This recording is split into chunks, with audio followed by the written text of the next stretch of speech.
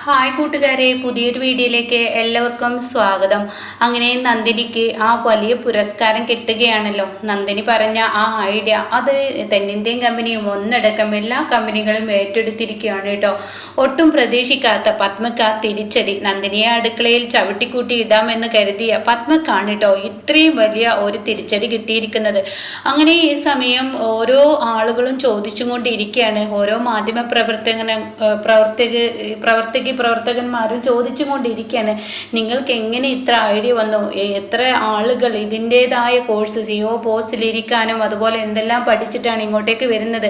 എന്നാൽ ഒരു അടുക്കളക്കാരിയായ നന്ദിനി ഒരു സിഒ പോസ്റ്റിൽ ഇരുന്ന് ആ സമയം തന്നെ ഇരുന്ന് കയറി രണ്ടാം ദിവസം തന്നെ ഇത്രയും വലിയൊരു ഐഡിയ പറഞ്ഞത് ഞങ്ങൾക്ക് വിശ്വസിക്കാനാവുന്നില്ല. നിങ്ങൾ സത്യത്തിൽ ഞങ്ങളിൽ നിന്ന് മറച്ചു വെക്കുകയാണോ, എന്തെങ്കിലും പഠിച്ചിട്ടുണ്ടോ എന്നൊക്കെ. പഠിച്ചവർക്ക് പോലും ഇത്രയും ഐഡിയകൾ വരില്ല. എന്തായാലും എല്ലാ കമ്പനിയും നിങ്ങളെ ഏറ്റെടുക്കും. ഇത്രയും ബുദ്ധിപരമായ ഒരു സിഒ അല്ല, അതുക്കും മേലെയുള്ള ഒരാളായിട്ടാണ് നിങ്ങളെ ഞങ്ങൾ കാണുന്നത് എന്നൊക്കെ ഇങ്ങനെ പറച്ചിലായിട്ടോ.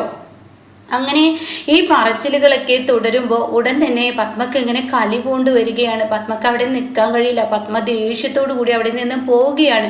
അപ്പോൾ ഉടൻ തന്നെ എന്തായാലും പിന്നാലെ വാലുകളോ ഇപ്പോൾ പോവും എന്ന് സൂര്യ മനസ്സുകൊണ്ട് പറയാണ്. അപ്പം നന്ദിനി, സൂര്യ സാർ ഒരു വഴക്കുണ്ടാക്കരുതെന്ന് ഞാൻ പലവട്ടം പറഞ്ഞിട്ടുണ്ട്.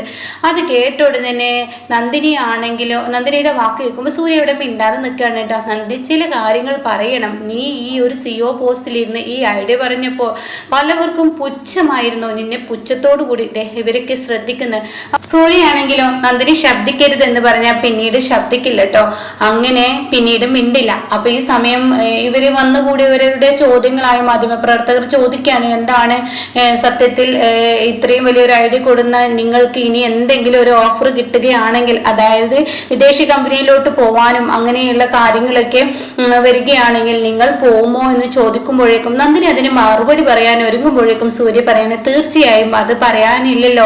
നന്ദിനിയെ എത്രത്തോളം ഉയരങ്ങളിലോട്ട് എത്തിക്കാൻ പറ്റുമോ അത്രത്തോളം ഉയരങ്ങളിലോട്ട് എത്തിക്കും. കാരണം എന്തെന്ന് വെച്ചാൽ നന്ദിനി പറയും. അപ്പോൾ തന്നെ നന്ദിനി എന്താ പറയേണ്ടതെന്ന് ചോദിക്കുന്നുണ്ട് കേട്ടോ. ആ സമയം സൂര്യ പഠിപ്പിച്ചു കൊടുത്ത കാര്യങ്ങൾ, അതായത് ഓരോ വീട്ടിലുള്ള വീട്ടമ്മമാരും ഒരു കഴിവും ഇല്ലാത്തത് കൊണ്ടല്ല ഒരു മുക്കിൽ അടങ്ങിക്കൂടുന്നത്. വീട്ടിലെ കുഞ്ഞുങ്ങളെ നോക്കുക, കുടുംബങ്ങളെ ഒന്നടക്കം നോക്കുക, വീടിന്റെ ചുറ്റുപാട് മറ്റുള്ള കാര്യങ്ങളെല്ലാം നോക്കി നടത്തുമ്പോൾ അവർക്ക് ഇതിലോട്ടൊന്നും ഇറങ്ങാൻ കഴിവില്ലെന്നുള്ള ആ തോന്നൽ, അതാണ് ഇപ്പൊ നന്ദിനി നിങ്ങളിൽ തെളിയിച്ചു തന്നത്. എല്ലാ സ്ത്രീകൾക്കും എല്ലാ കഴിവുകളുമുണ്ട്.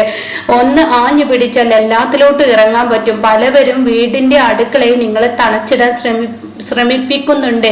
ഇന്ന് അങ്ങനത്തെ കാലഘട്ടങ്ങളാണ്. അതുകൊണ്ട് തന്നെ ഉടൻ തന്നെ നിങ്ങൾ എല്ലാത്തിലും നിങ്ങളുടെ കഴിവ് തെളിയിക്കണം. അതിൽ നിന്നൊക്കെ പുറത്തോട്ട് വരണം. അപ്പൊ സൂര്യ പറയാൻ ശരിയാണ്, എൻ്റെ ഭാര്യ പറഞ്ഞത്, അതിൽ നിന്നൊക്കെ നിങ്ങൾ പുറത്തോട്ട് വരണം. ഈ നിൽക്കുന്ന എൻ്റെ നന്ദിനി ഈ വാക്കുകൾ പറയുന്നത് എൻ്റെ വാക്കുകളാണ്, ഞാൻ അവളോട് പറഞ്ഞ വാക്കുകളാണ്. കാരണം അവൾ ഒന്നിനും എനിക്കറിയില്ല, കഴിവില്ല എന്നൊക്കെ പറഞ്ഞു ഓരോ മുക്കിൽ ഇരിക്കുന്ന സമയത്തും ഞാൻ അവൾക്ക് പ്രചോദനമായി ഒപ്പം നിന്ന് ഞാൻ അവളോട് എല്ലാം കഴിയുമെന്ന് പറഞ്ഞിട്ട് അവളെ ഇങ്ങോട്ട് കൊടുന്നതാ. അപ്പോൾ സൂര്യയുടെ അച്ഛനോടായി പിന്നെ ഇവരുടെ ചോദ്യം, അല്ല ഇങ്ങനെ ഒരു മരുമകളെ കിട്ടിയതിൽ എന്താണ് നിങ്ങളുടെ അഭിപ്രായം? അപ്പോൾ തന്നെ സൂര്യയുടെ അച്ഛൻ പറയാണ്, ഈ ഒരു പെൺകുട്ടി എൻ്റെ വീട്ടിലോട്ട് വന്നത് മുതൽ ഞങ്ങൾക്ക് എല്ലാവർക്കും വലിയ വലിയ നേട്ടങ്ങളാണ്. കാരണം ഈ നന്ദിനി മുഖേന ഞങ്ങൾക്ക് ഓരോ നേട്ടങ്ങളും കിട്ടിക്കൊണ്ടിരിക്കുകയാണ്, ഓരോ അറിവുകളും പഠിച്ചുകൊണ്ടിരിക്കുകയാണ്. നിങ്ങളെല്ലാവരും പറയുന്നത് പോലെ കുറെ സർട്ടിഫിക്കറ്റുകളിൽ നിന്ന് എടുത്ത പഠനമല്ല നന്ദിനിയുടെ പഠനം. നന്ദിനിയുടെ പഠനം അത് പഠിക്കേണ്ടത് തന്നെയാണ്. പലതും ഇനിയും പഠിക്കാൻ ഇരിക്കുന്നു എന്ന് ഇങ്ങനെ യതീന്ദ്രൻ പറയാണ് കേട്ടോ. അങ്ങനെ പിന്നീട് ഈ ഒരു സംസാര വിഷയം അവിടെ നിൽക്കുകയാണ്. പിന്നീട് ഇവര് റൂമിൽ ചെന്നിരിക്കുകയാണ്. അയ്യോയ്യോ എൻ്റെ മമ്മി, എങ്ങനെ ഞാൻ ഇനി അവളുടെ മുഖത്തോട്ട് നോക്കും?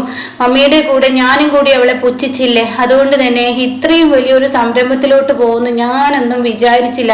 ഇത്രയും വലിയ ആളുകളൊക്കെ ഇത് ഏറ്റെടുക്കുമെന്ന് വിചാരിച്ചില്ല. എങ്ങനെ ഈ തലയിൽ മണ്ണ് കൊണ്ട് കുക്കർ ഉണ്ടാക്കുക എന്നുള്ള അവളുടെ ഐഡിയ അത് പൊട്ടുമെന്നാ ഞാൻ കരുതിയത്. പക്ഷെ അത് ഇത്രത്തോളം വിജയകരമാവുന്ന ഒരിക്കലും പ്രതീക്ഷിച്ചില്ല.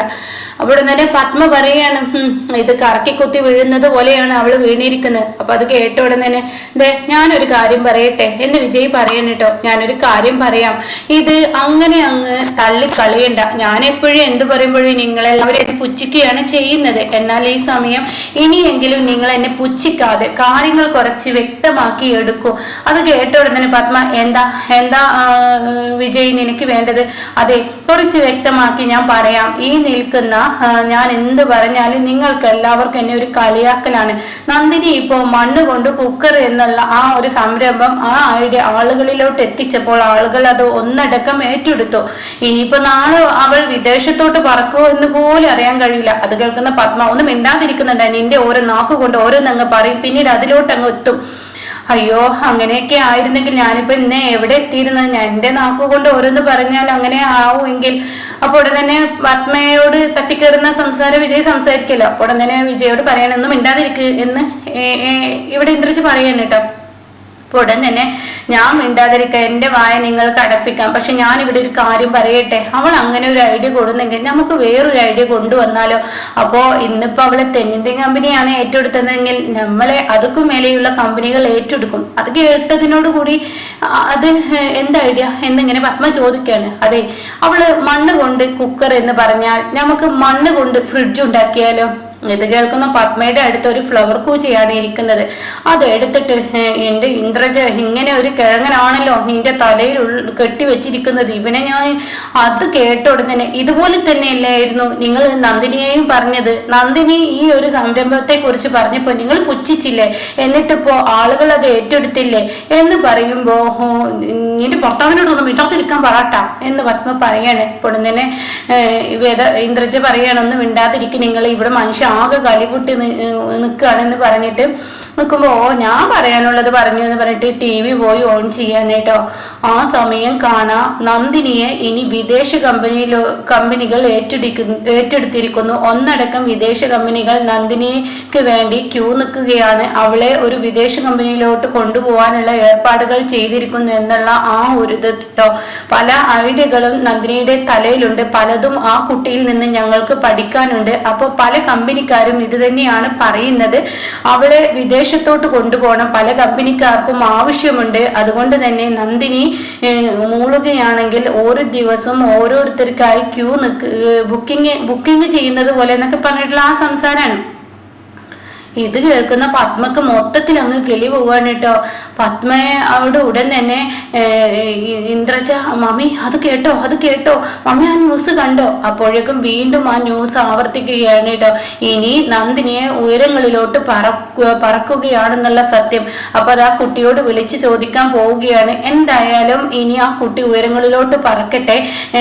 ഈ പറയുന്നത് പോലെ ഒരു വീട്ടമ്മയാണെന്ന് പറഞ്ഞ് മുക്കിലിരുന്ന ആ പെൺകുട്ടി ഇന്ന് ഒരു CO പോസ്റ്റിൽ കയറിയ 2ാം ദിവസം തന്നെ ഇത്രയും വലിയ ഐഡിയ കൊണ്ടുവന്നെങ്കിൽ ഇതിലും വലിയ വലിയ ഐഡിയകൾ കൊണ്ടുവരാൻ കഴിയും. എന്തായാലും ഇങ്ങനെ ഒരു ഭാര്യയെ സൂര്യക്ക് കിട്ടിയത്, ഈ പറയുന്ന അളകനന്ദയിലെ പത്മയുടെ മകൻ സൂര്യക്ക് കിട്ടിയത് അതൊരു വലിയൊരു ഭാഗ്യം തന്നെയായി എല്ലാവരും കണക്കാക്കുന്നു എന്നൊക്കെ ഇങ്ങനെ പറഞ്ഞിട്ട് നന്ദിനി ഇങ്ങനെ പുകഴ്ത്തി സംസാരിക്കാണ്. ഇത് പത്മക്ക് കേൾക്കാൻ ആവുന്നില്ല. അങ്ങനെ പത്മ ആ TV ഓഫ് ചെയ്തോ, ഞാൻ അല്ലെങ്കിൽ ആ TV തല്ലി പൊട്ടിക്കും. അപ്പൊ അത് കേട്ട ഉടനെ തന്നെ ഇന്ദ്രജ മിണ്ടാൻ നിൽക്കാനുണ്ട്. അപ്പൊ വിജയ് പറയണ, എന്റെ ആന്റി TV തല്ലി പൊട്ടിച്ചത് കൊണ്ടോ ഒന്നും കൊണ്ടോ ഒരു കാര്യമില്ല. അപ്പുറത്തെ സൂര്യ ഈ ന്യൂസ് കേട്ടിട്ടുണ്ടാവും. ഇനിയിപ്പോ അവളെ വിദേശത്തോട്ട് സൂര്യ പറപ്പിക്കുകയും ചെയ്യുമെന്ന് പറയാൻ കേട്ടോ. ഇത് കേൾക്കുന്ന പത്മ ഇനി എന്താ ഞാൻ ചെയ്യുക? എൻ്റെ കൂട്ടുകാരികളൊക്കെ ഓരോരുത്തരായി വിളിക്കൽ തുടങ്ങി. ഇനിയിപ്പോൾ ഞാൻ എന്ത് മറുപടിയാണ് അവരോട് നൽകുക? അവരോടൊക്കെ എനിക്ക് നന്ദിനി എന്ന മരുമകളെ ചൂണ്ടിക്കാണിക്കാൻ തന്നെ അറപ്പും വെറുപ്പുമായിരുന്നു. ഇപ്പോഴും എനിക്ക് അങ്ങനെ തന്നെ. അങ്ങനെയുള്ള നന്ദിനി കാരണം തനിക്ക് പത്മ ഇത്രയും വലിയൊരു കമ്പനിക്ക് ഇത്രയും വലിയൊരു നേട്ടല്ലേ കിട്ടുന്നത് എന്നുള്ള സത്യങ്ങളൊക്കെ അവരിങ്ങനെ വിളിച്ചു പറയുമ്പോൾ ഞാൻ അവർക്ക് മുന്നിൽ എന്ത് മറുപടി നൽകും എന്നൊക്കെ പറഞ്ഞ് പത്മ ഇതിലും നല്ലത് ഒളിച്ചോടുകയായിരിക്കും നല്ലത് എന്നൊക്കെ ഇങ്ങനെ പത്മ പറയാൻ കേട്ടോ. ആ സമയം സൂര്യ ആണെങ്കിലോ സൂര്യയുടെ അടുത്തോട്ട് യതീന്ദ്രൻ വരികയാണ്. സൂര്യ, ഞാൻ ന്യൂസ് കണ്ടോ? ഉണ്ട്, ഞാൻ കണ്ടു. അപ്പോൾ അതുകൊണ്ട് നിനക്ക് ഇനിയിപ്പോൾ എന്തായാലും കോള് വരും, വിദേശ കമ്പനികൾ നന്ദിനിയെ കൊണ്ടുപോകണമെന്ന് പറയുന്നു, നീ എന്ത് ചെയ്യുന്നു? അപ്പോൾ നന്ദിനി പറയണേ, ഇല്ല ഞാൻ എങ്ങോട്ടേക്കുമില്ല, എൻ്റെ അപ്പോഴത്തെ ബുദ്ധിയിൽ ഞാനങ്ങ് പറഞ്ഞു, അതിത്ര വലിയൊരു കാര്യമായി വരുമെന്ന് എനിക്ക് തോന്നിയില്ല, അതല്ല ഞാൻ എങ്ങോട്ടേക്കുമില്ല, എനിക്ക് വിദേശ കമ്പനിയോടൊന്നും കാര്യങ്ങൾ കൈകാര്യം ചെയ്യാനും അവരോട് സംസാരിക്കാനൊന്നും എനിക്ക് കഴിയത്തില്ല. അത് കേൾക്കുന്ന സൂര്യ പറയാണ്, കഴിയാത്തത് കഴിയിപ്പിക്കാനാണല്ലോ ഈ ഭർത്താവായ നിനക്ക് ഞാൻ, അതുകൊണ്ട് തന്നെ നീ വിദേശ കമ്പനിയോട്ട് പോവുക തന്നെ ചെയ്യുമെന്ന് പറയട്ടെ. പറഞ്ഞതുപോലെ തന്നെ ആ കോൾ സൂര്യക്ക് വരുന്നു. സൂര്യ നന്ദിനിക്ക് വിദേശ കമ്പനിയിലോട്ട് പോവാനുള്ള ആ ഒരു പെർമിഷൻ കൊടുക്കുന്നു.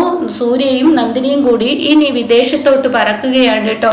ഇതെല്ലാം കണ്ട് പത്മക്ക് ഇനി എന്താണ് ചെയ്യേണ്ടത്, ഇതിലും നല്ലത് മരണമായിരുന്നു എന്ന ആ ഒരു മാനസികാവസ്ഥയിലോട്ട് എത്തിത്തുടങ്ങുകയാണ് കേട്ടോ. അപ്പോഴാണ് വേദയുടെ കയറി വരവ്. വേദ പറയും, മമ്മി ഇപ്പൊ എന്തായി? സത്യം എന്ത് പറഞ്ഞാലും നമുക്കൊക്കെ കുറെ സർട്ടിഫിക്കറ്റുകൾ ഉണ്ട് എന്നുള്ളൂ, പക്ഷെ അവൾക്ക് നല്ല ഐഡിയയും ബുദ്ധിയാണ്. അവൾ എന്ത് പറഞ്ഞാലും അത് വിജയത്തിലോട്ടാണ്. ചിലത് അവൾ പൊട്ടത്തരം പറഞ്ഞാൽ പോലും അത് കറക്കിക്കുത്തി വലിയ ഒരു വിജയത്തിലോട്ടാണ് കയറിപ്പോകുന്നത്. ഇതിപ്പോ നമുക്കൊന്നും ഇനി ഒന്നിനും കഴിവില്ലാത്ത ഒരവസ്ഥയിലോട്ട്. എല്ലാവരും അളകനന്ദയിലെ പത്മയായിരുന്നു നോക്കിക്കൊണ്ടിരുന്നിരുന്നത്, എന്നാൽ ഇനി അളകനന്ദയിലെ മരുമകളെ ആയിരിക്കും ഇനി എല്ലാവരും നോക്കുന്നത് എന്നൊക്കെ പറയുമ്പോൾ പത്മ ആ സുദേവന്റെ കാലിത്തൊഴുത്തിൽ കിടന്നിരുന്ന അവൾ ഇന്നിപ്പോ ഈ നിലയിലോട്ട് എത്തുന്നത് കണ്ട് എനിക്ക് സഹിക്കാൻ കഴിയുന്നില്ല. ഈശ്വര, ഞാൻ ഇനി എന്താ ചെയ്യാ എന്നൊക്കെ പത്മ പറയുന്നുണ്ട് കേട്ടോ. ഈ സമയം ഇന്ദ്രജ, നീ ഒന്ന് ഇങ്ങോട്ടേക്ക് വന്നേ എന്ന് പറഞ്ഞിട്ട് വിജയ് കൊണ്ടുപോവാണ്. അപ്പൊ വേദ ഒരു ഭാഗത്തോട്ട് പോകുന്നുണ്ട്. അപ്പൊ എന്താ നിങ്ങൾക്ക് ഈ സമയം പറയാനുള്ളത്? അത് നിന്റെ മമ്മി കേൾക്കണ്ട, നീ ആണല്ലോ ആ കാലിത്തൊഴുത്തിൽ കിടക്കുന്ന സുദേവന്റെ മകളെ ഇങ്ങോട്ടേക്ക് കൈപിടിച്ച് സൂര്യക്ക് കൊടുത്തത്. ഇന്നിപ്പോ അതുകൊണ്ടുള്ള നേട്ടങ്ങൾ എന്തൊക്കെയാണെന്നുള്ള എനിക്കറിയോ?